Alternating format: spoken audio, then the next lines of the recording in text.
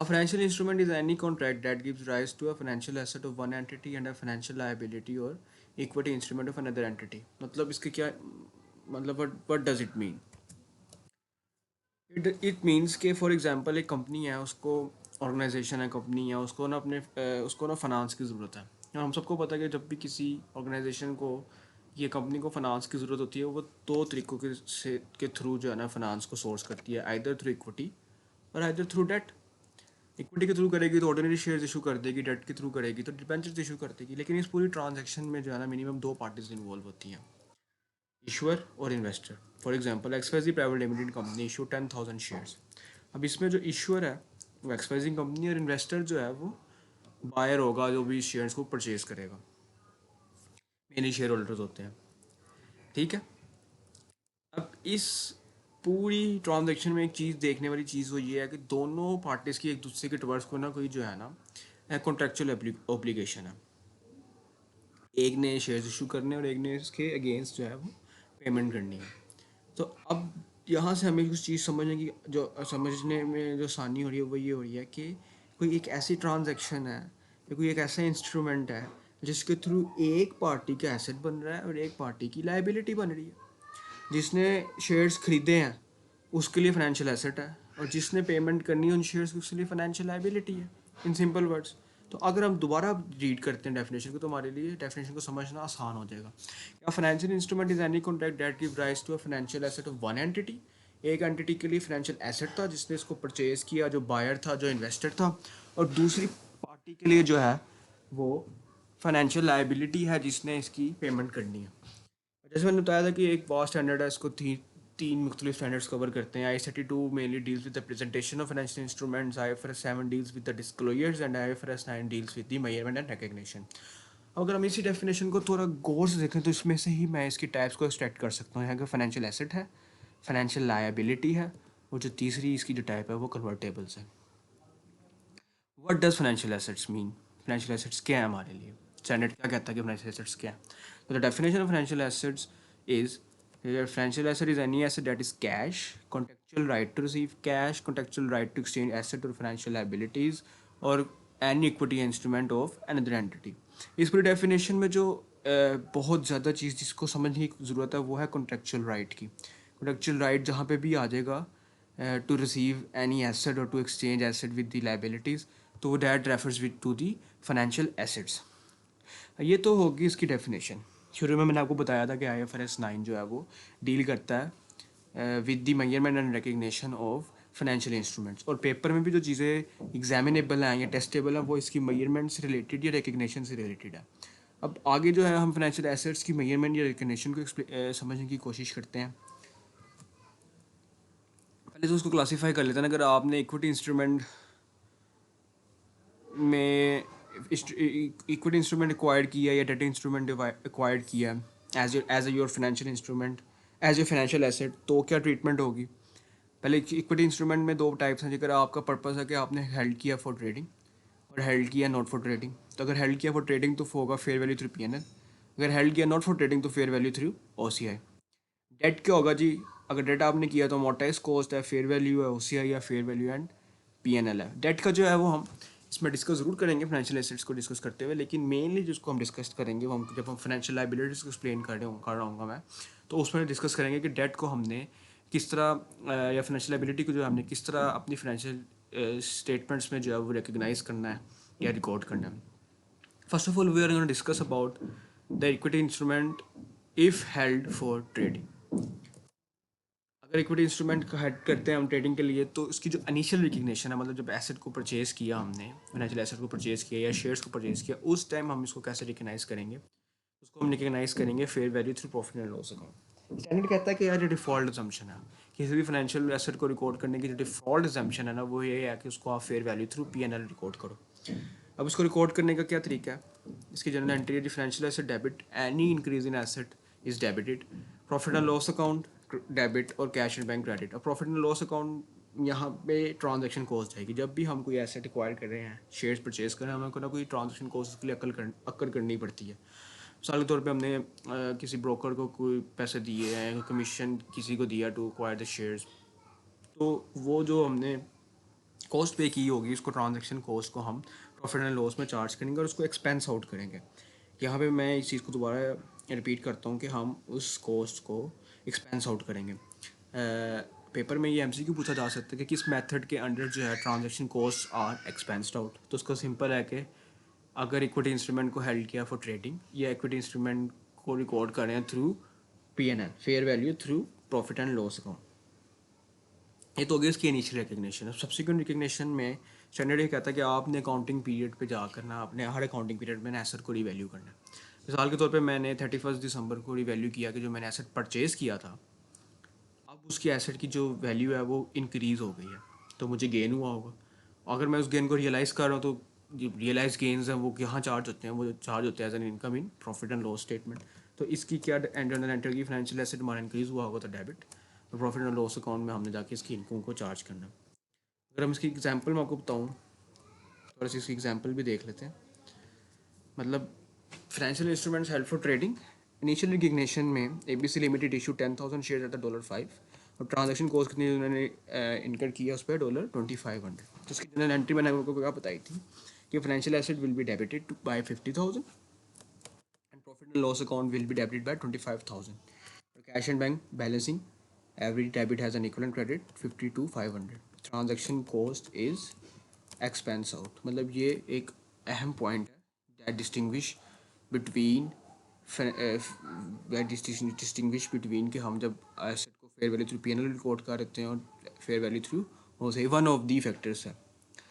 अगर इसकी subsequent recognition है वही revalue the asset at each reporting period. मैंने रिपोर्टिंग पीरियड पे गया, मैंने शेयर्स की मार्केट वैल्यू देखी, वो थी $6। अब देखने में तो मुझे $1 का जो है वो गेन हो रहा है, मुनाफा हो रहा है, फ़ायदा हो रहा है। 10,000 शेयर एक्वायर किए तो मुझे इन टोटल 10,000 का जो है वो गेन हुआ, और ये जो गेन मैं जाके चार्ज करूँगा प्रॉफिट एंड लॉस अकाउंट में। गेन्स आर ऑलवेज क्रेडिटेड और एसेट की वैल्यू 10,000 से इंक्रीज़ कर देगी तो फाइनेंशियल एसेट इज़ डेबिटेड। ये हो गई अगर हमने एसेट को होल्ड किया फॉर ट्रेडिंग पर्पसेस, तो उसकी इनिशियल रिकग्निशन होगी और उसकी सब्सिक्वेंट रिकग्निशन होगी। अब हम डिस्कस कर लेते हैं इसका दूसरा मेथड। दूसरा मेथड क्या था, फेयर वैल्यू थ्रू OCI। इसकी पहली सबसे बड़ी कंडीशन है कि अगर एसेट रिक्वायर किया गया है कि उसको हमने ट्रेड नहीं करना, उसको होल्ड करना for a long period of time, तो उसको किसके थ्रू मेजरमेंट करेंगे? इसकी मेजरमेंट थ्रू होगी फेयर वैल्यू थ्रू OCI। उसकी जनरल एंट्री क्या होगी? फाइनेंशियल एसेट डेबिट और कैश एंड बैंक क्रेडिट। अब इसमें आप सबके जहन में क्वेश्चन ज़रूर आया होगा, और वो ये होगा कि यार हमने पिछले जब कर रहे थे एसेट को रिकॉर्ड कर रहे थे वाया थ्रू पीएनएल, तो हम जो है वो ट्रांजैक्शन कॉस्ट की भी एक एंट्री पास आउट कर रहे थे, क्योंकि अब हमने OCI के थ्रू अगर उसको रिकॉर्ड करना तो भी हमने कोई ना कोई ट्रांजैक्शन कॉस्ट तो पे की होगी, तो इस एंट्री में हमने ट्रांजैक्शन कॉस्ट को डेबिट क्यों नहीं किया? तो यहाँ पे स्टैंडर्ड ये कहता है कि जब आपने होल्ड करना है for a long period of time और OCI के थ्रू उसको चार्ज करना है, उसकी ट्रीटमेंट करनी है, तो आपने जो ट्रांजैक्शन कॉस्ट इनकर की होगी आपने उसको फाइनेंशियल एसेट का हिस्सा बनाना है। और फाइनेंशियल एसेट का हिस्सा बनाना तो मतलब क्या होगा, ट्रांजैक्शन कॉस्ट जो होगी वो कैपिटलाइज होगी इन दिस सिनेरियो। पिछले सिनेरियो में हम एक्सपेंस आउट करते, इस सिनेरियो में हम इसको कैपिटलाइज करेंगे। ये तो होगी इसकी इनिशियल रिकग्निशन। सब्सिक्वेंट रिकग्निशन वैसे ही similarly we will revalue at the reporting period. मैं रिपोर्टिंग पीरियड पे गया, मैंने शेयर की वैल्यूज देखी मार्केट में, बढ़ी होगी तो मुझे गेन होगा, घटी होगी तो मुझे लॉस होगा, लेकिन हम इसको बेच नहीं रहे या बेचने का इरादा नहीं रखते, तो होल्ड कर रहे हैं, तो हम इसके ऊपर जो भी गेन या जो भी लॉस होगा उसको रियलाइज़ तो कर नहीं रहे होंगे। हम सबको पता है कि जितने भी अनरियलाइज गेन्स या लॉसेस होते हैं वो कहाँ चार्ज होते हैं, वो चार्ज होते हैं OCI में। इसलिए इसका मेथड का नाम है to measure fair value through OCI। तो इसमें गेन और लॉस जब हम OCI को चार्ज करेंगे तो इसकी एंट्री क्या होगी, फाइनेंशियल एसेट डेबिट, और गेन अगर हमें हुआ होगा OCI में थ्रू क्रेडिट। इसकी एग्जांपल देख लेते हैं। इनिशियल रिकग्निशन वही ABC limited issue 10,000 share at $5। Transaction cost वही $2500 जो है वो उसने इनकर की है। कैश फाइनेंशियल एसेट को मैंने 52,500 से डेबिट कर दिया और कैश एट बैंक को मैंने 52,500 से क्रेडिट कर दिया। अब यहाँ पे मैंने आपको पिछली भी पॉइंट बताया था कि फेयर वैल्यू थ्रू पीएनएल में जो चीज़ डिस्टिंग्विश करती है दोनों को आपस में, वो वन ऑफ द पॉइंट है वो ये है कि ट्रांजैक्शन कॉस्ट उसमें एक्सपेंस आउट थी और इसमें जो है वो कैपिटलाइज थी। अब यहाँ पे भी पेपर में क्या MCQ पूछा जा सकता है कि आपसे कि when transaction cost are capitalized while recognizing financial instruments in financial statements. तो इसका सिंपल आंसर है कि अगर हम एसेट को होल्ड करें for a longer time period ये एसेट को मेजर कर रहे हैं थ्रू OCI। ये तो होगी इसकी इनिशियल रिकग्निशन। सब्सिक्वेंट रिकग्निशन वही मैं रिवैल्यू किया, मैं गया रिपोर्टिंग पीरियड के एंड पे, मैंने इस एसेट को रिवैल्यू किया। मुझे पता चला कि मैंने जो ₹5 का एसेट खरीदा था वो अब $5 का खरीदा था, वो अब $6 का हो गया। तो मैं अगर इसका गेन कैलकुलेट करने की कोशिश करूँगा तो मेरी इनिशियल रिकग्निशन पे एसेट की वैल्यू क्या थी, 52,500, बिकॉज 2,500 मैंने कैपिटलाइज किया था इनटू फाइनेंशियल एसेट जो स्टैंडर्ड हमें बताता है, और सब्सिक्वेंट 60,000 हो गए, तो मुझे गेन कितना हुआ 75,000 का, 7,500 का, सॉरी। और हम सबको पता है कि जो भी अनरियलाइज गेन्स होते हैं या लॉसेस होते हैं, those are charged in OCI, through OCI। अब ये तो होगा अगर हमने इक्विटी, ये तो होगा ना अगर इक्विटी अगर फाइनेंशियल इंस्ट्रूमेंट जो है वो एज एन इक्विटी इंस्ट्रूमेंट है। अगर financial instrument as a debt instrument हो, मतलब एक के लिए तो ऑब्लिगेशन होगी, एक की लाइबिलिटी होगी, एक के लिए एसेट होगा। अगर वो जिस पार्टी के लिए एसेट है डेट इंस्ट्रूमेंट, अगर उसको मेजर करना हो तो वो कैसे करेंगे?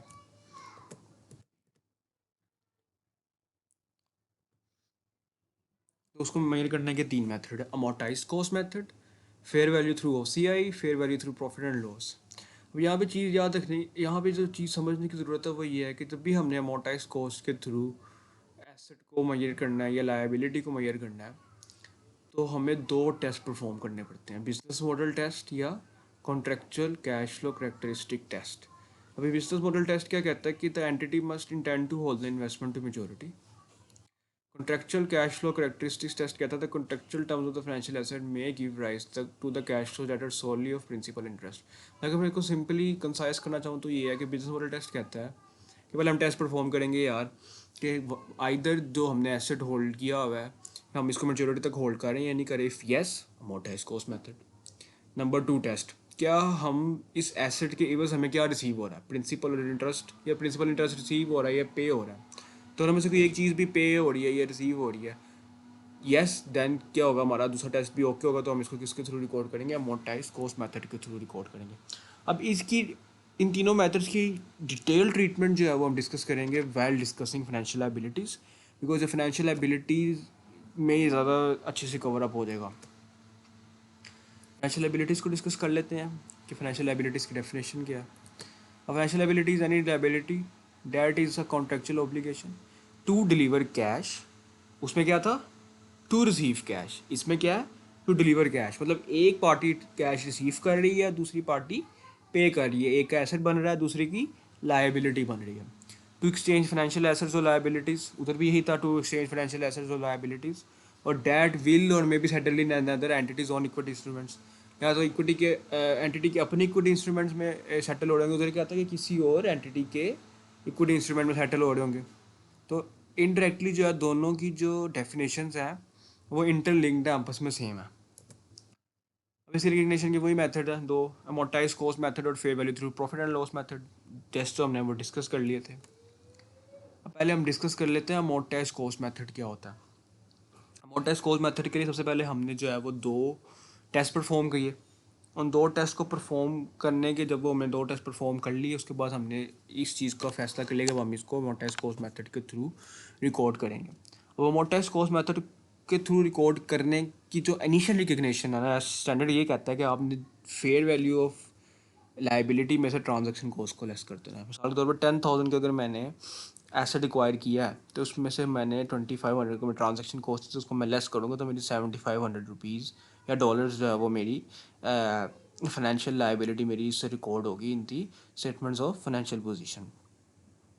स्टैंडर्ड ही हमें कहता है कि आपने फेयर वैल्यू को जो है ना उसमें से ट्रांजैक्शन कॉस्ट को लेस कर देना है। तो उसकी जनरल एंट्री क्या होगी, कैश एंड बैंक क्रेडिट, क्योंकि पे हो रहा होगा, और उसके अगेंस्ट हमें क्या मिल रही होगी, फाइनेंशियल लायबिलिटी। अब इसकी सब्सिक्वेंट मेजरमेंट जो है ना वो है amortized cost is calculated as initial value plus effective interest minus interest paid. The effective interest will be different to the interest paid. अब यही इसी डिस्कशन से ही हम आगे अमोर्टाइज्ड कॉस्ट मेथड को समझने की कोशिश करेंगे। Initial value will be the fair value, ठीक है, और इफेक्टिव इंटरेस्ट रेट हमें क्वेश्चन में सेपरेटली दिया होगा, और इंटरेस्ट जिस पे हम एक्चुअली पे कर रहे होंगे वो हमें क्वेश्चन में सेपरेटली दिया होगा। If debt instrument is held at amortized cost, then trust income calculated using the effective interest as for liabilities will be taken to the statement of profit or loss, and the year-end asset value similarly calculated using an amortized cost table. Simple है, मतलब ये जो effective rate of interest है ना, इसके through जो value निकलेगी उसको हम चार्ज करेंगे to the P&L as finance cost, ठीक है। और इसकी इन ये पूरे फॉर्मूला को यूज़ करते हुए जो हमारे पास क्लोजिंग वैल्यू आएगी will be charge as a financial liability in the financial statements,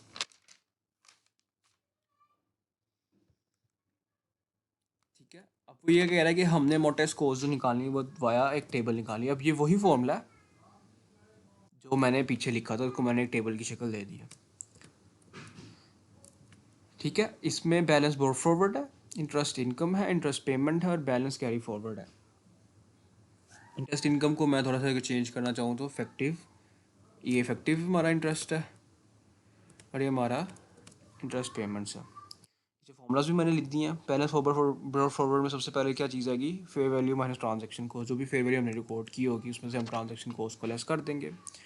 interest income निकालने के लिए हम क्या करेंगे, इफेक्टिव रेट जो भी क्वेश्चन में दिया होगा उसको मल्टीप्लाई करेंगे बैलेंस फॉरवर्ड से। इंटरेस्ट पेमेंट्स के लिए हम मल्टीप्लाई करेंगे कूपन रेट को फेयर वैल्यू से। मिसाल के तौर पर मैंने आपको एग्जांपल दी थी कि 10,000 में से हम लेस करेंगे 2,500 ट्रांजेक्शन कॉस्ट, तो हमारी क्या वैल्यू आएगी 7,500। लेकिन हमने इंटरेस्ट पेमेंट्स किस पे निकालनी है, वो 10,000 वाले पे जो हमारी फेयर वैल्यू थी। फिर वही बैलेंस कैरी फॉरवर्ड क्या होगा, इन दोनों को आपस में ऐड करेंगे, इसमें से लेस करेंगे, हमारे पास बैलेंस कैरी फॉरवर्ड हो जाएगा और यही बैलेंस अगले साल का हमारा बन जाएगा ओपनिंग बैलेंस। अब ये तो हो गया उसका कॉन्सेप्ट। अब इसका क्वेश्चन देख लेते हैं, क्वेश्चन से मज़ीद चीज़ें जो क्लैरिफाई होंगी। तो हम इसकी एग्जांपल को देख लेते हैं। इनिशियल रिकग्निशन का मैंने बताया था कि इसकी हम एक जनरल एंट्री पास आउट करेंगे जो थी कैश स्लैश बैंक डेबिट और फाइनेंशियल लायबिलिटी क्रेडिट। कितने से, 1,000 से, कितने से, 1,000 से। हमने क्या पढ़ा था कि फेयर वैल्यू में से ट्रांजैक्शन कॉस्ट को लेस करेंगे। फेयर वैल्यू तुम्हारी 1,000 है पर ट्रांजैक्शन कॉस्ट हमारी नील है, तो इनिशियल रिकग्निशन पे हमारी जो वैल्यू होगी फाइनेंशियल लायबिलिटी की वो कितनी होगी, $1,000।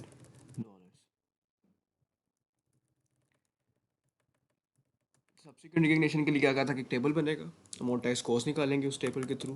क्लोजिंग बैलेंस जो रिप्रेजेंट करेगा वो हमारे अमोर्टाइज कॉस्ट रिप्रेजेंट करेगा, अमोर्टाइज कॉस्ट को रिप्रेजेंट करेगा। हमारी फाइनेंस कॉस्ट जो होगी वो हमारा इफेक्टिव रेट ऑफ इंटरेस्ट होगा, हमारे कॉस्ट पेड होगी वो हमारा इंटरेस्ट एक्चुअली जिस पे हम इंटरेस्ट पे कर होंगे वो रेट होगा। तो इस पर 5.9% पर एनम जो है, पहले क्वेश्चन को रीड कर लेते हैं। Loan note is issued for $1,000, the loan note is redeemable at 1250। Redemption value जो है वो है 1250, ठीक है।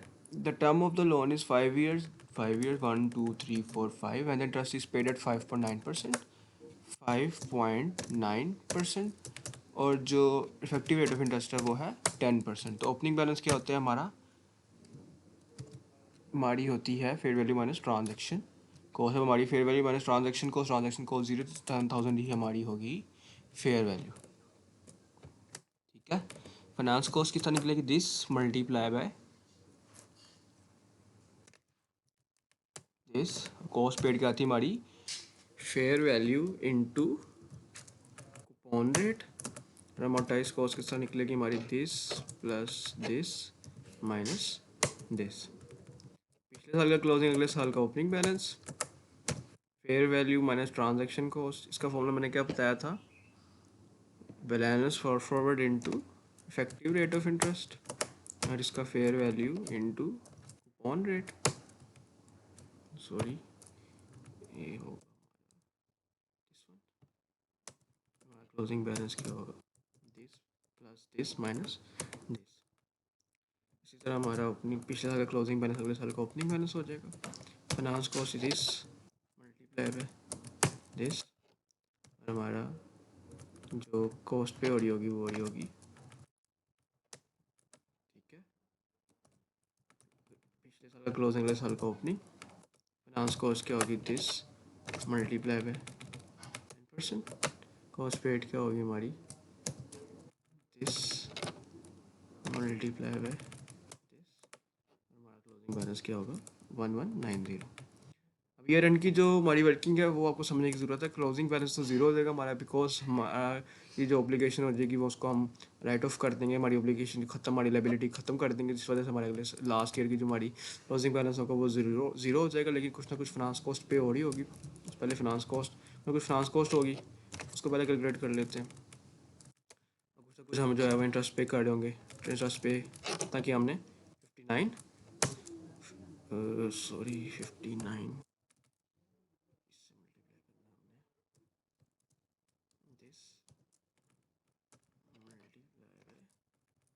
5.9। अब क्वेश्चन, अब यहाँ पे एक छोटा सा पॉइंट है तो समझने की कोशिश है, क्योंकि लोन नोट जो है उसको हमने रिडीम कर लिया, रिडम्पशन वैल्यू क्या थी उसकी 1250। रिडीम करने के लिए हमने कितना पे किया 1250। 59 तो हम इंटरेस्ट पे कर ही रहे हैं, साथ साथ उसकी रिडम्पशन वैल्यू भी तो पे कर रहे हैं ना, तुम्हारी क्लोजिंग वैल्यू क्या हो जाएगी 0। मतलब ईयर एंड पे हमारी जो लाइबिलिटी होगी वो हो गई 0। तो this is how we will show the calculations over its life. और अगर हमें पूछता है पेपर में कि फाइनेंस कॉस्ट बताएं फॉर द ईयर 1 2 3 4 5, किसी भी ईयर के पूछता है, तो फाइनेंस कॉस्ट इज चार्ज, ये वाली जो कॉस्ट होगी will be charge to P&L। किसी भी ईयर के हमसे पूछे हम बता देंगे, और हमसे किसी भी ईयर की फाइनेंशियल लाइबिलिटी पूछे हम वो भी बता देंगे। तो एक्सट्रैक्ट्स में क्या आएगा, अगर फाइनेंशियल स्टेटमेंट से एक्सट्रैक्ट्स की वैल्यूज़ की बात करूँ तो फाइनेंस कॉस्ट P&L में ये चार्ज हो रही होंगी ईयरली वाइज, और लाइबिलिटी जो है ईयरली वाइज ये चार्ज हो जाएंगे। तो this is how financial liabilities are treated in financial statements via using amortized cost method। हमने मेन जो है दो चीज़ें डिस्कस कर ली हैं, फाइनेंशियल एसेट्स और financial liabilities. Now we will discuss the third and the last item which is convertibles. अब कन्वर्टेबल्स की जो नाम से ज़ाहिर हो रहा है बात को कि इसमें ऑप्शन होगी to either convert the instrument into shares. Option हमें ये कहता है, ऑप्शन हमें ये कहता है कि आपने इस कन्वर्टेबल में दो हिस्से होंगे, एक लाइबिलिटी का हिस्सा होगा और एक इक्विटी इंस्ट्रूमेंट का हिस्सा होगा। तो आपने वर्किंग करते हुए दोनों की वर्किंग्स को फाइनेंशियल स्टेटमेंट्स में अलग-अलग शो करना है कि इसकी लाइबिलिटी इस अमाउंट में से 5000 का बॉन्ड है, इसमें लाइबिलिटी की अमाउंट कितनी है और इक्विटी इंस्ट्रूमेंट की अमाउंट कितनी है। तो इसके लिए हम कुछ स्टेप्स परफॉर्म करेंगे, जिससे पहले हम लाइबिलिटी को सेपरेट करेंगे उस पूरे डेट पूरे बॉन्ड की वैल्यू में से, और फिर जो बैलेंसिंग वैल्यू होगी वो हमारी इक्विटी इंस्ट्रूमेंट को रिप्रेजेंट कर रही होगी। तो इसकी वर्किंग्स किस तरह की जा सकती हैं,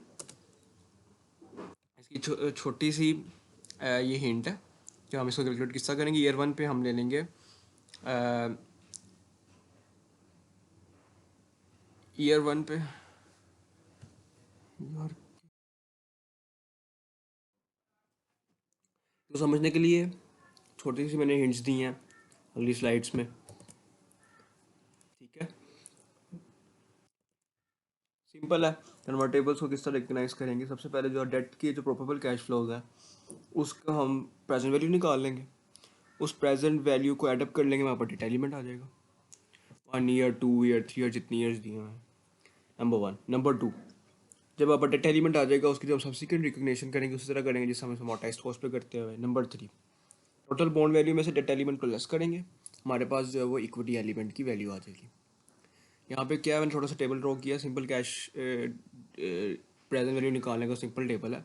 ईयर 1 पर इंटरेस्ट अमाउंट, ईयर 2 पे इंटरेस्ट अमाउंट, ईयर 3 पे इंटरेस्ट अमाउंट। अगर कहता है कि ईयर 3 पे जो है इस लोन नोट जो है वो कन्वर्ट हो जाएगा, ठीक है, तो उस टाइम जो उसकी अमाउंट रिडीमेबल अमाउंट होगी वो आ जाएगी, उसको एडअप कर लेंगे, ठीक है। डिस्काउंट फैक्टर में क्या आएगा कि 1+i, जो हमें पता है 1+i raise to power -n होता है प्रेजेंट वैल्यू का जो फैक्टर होता है, इसमें i क्या होगा, मार्केट रेट होगा, और जो प्रेजेंट वैल्यू होगी वो सिंपल है, कैश फ्लो को मल्टीप्लाई कर देंगे डिस्काउंट फैक्टर से, हमारे पास आ जाएगा डेट एलिमेंट। यहाँ से इस चीज़ों को थोड़ा सा अंडरस्टैंड करना मुश्किल है, इसके क्वेश्चन की तरफ चलते हैं।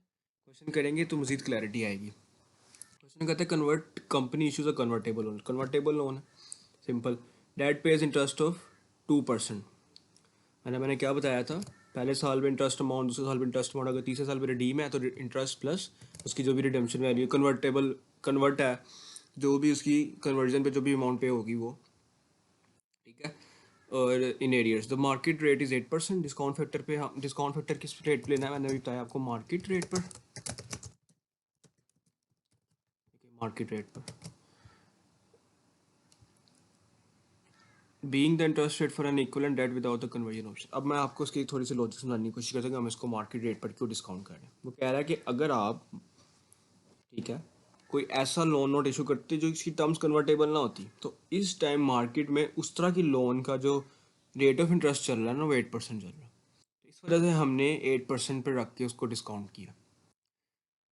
The loan of $5 million is repayable in full after 3 years of convertible to equity. Discount factors are as follows. मतलब $5 million जो है वो repayable है इन फुल आफ्टर 3 years। मतलब जो बॉन्ड की वैल्यू है वो है $5 million। अब अपन इसी $5 million में से मैं यहाँ लेता हूँ तो टोटल वैल्यू कितनी है हमारे पास, 500,000 मतलब 5 million, ठीक है। कैश फ्लोज पे क्या मैंने आपको बताया था कि 5 million इंटू 0.08 साल का इंटरेस्ट, ओहो आई एम सॉरी 2%। पहले साल का इंटरेस्ट, दूसरे साल का इंटरेस्ट, और तीसरे साल में मैंने क्या कहा था कि इंटरेस्ट प्लस जो भी कन्वर्जन पे हम कन्वर्जन के टाइम पे जो भी वैल्यू पे हो रही होगी वो कितनी है जी, 5 million।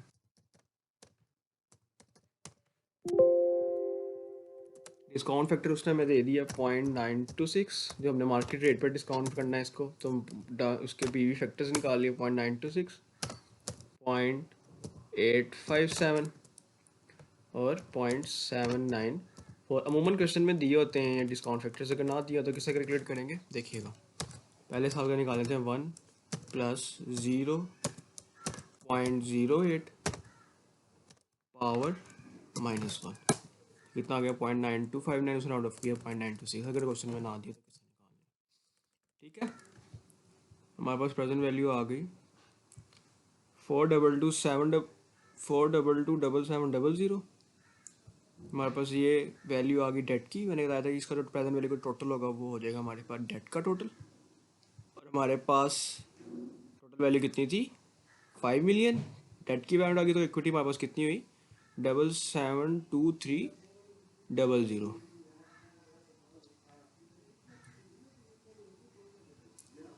ठीक है।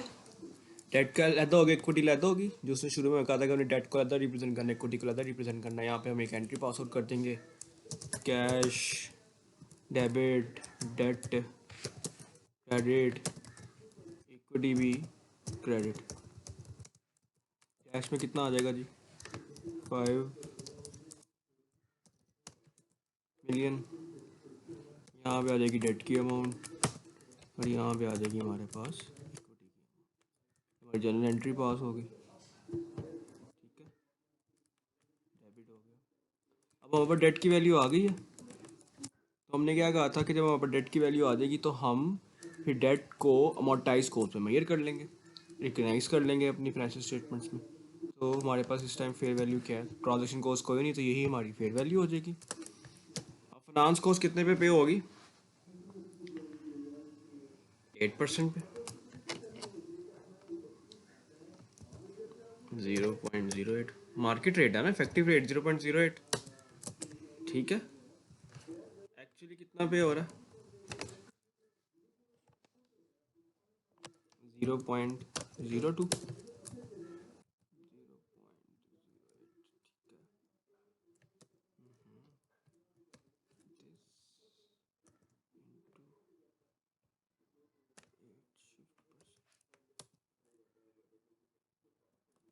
इधर हम लेंगे fair value of the bond 0.02, closing balance आ जाएगा this plus this minus this, control D, ये हो जाएगा दिस इंटू 0.08, ये हमारे पास 1000 ही आएगा, 100,000 ही आएगा, इंटू 0.02 और ये हो जाएगा हमारा क्लोजिंग बैलेंस।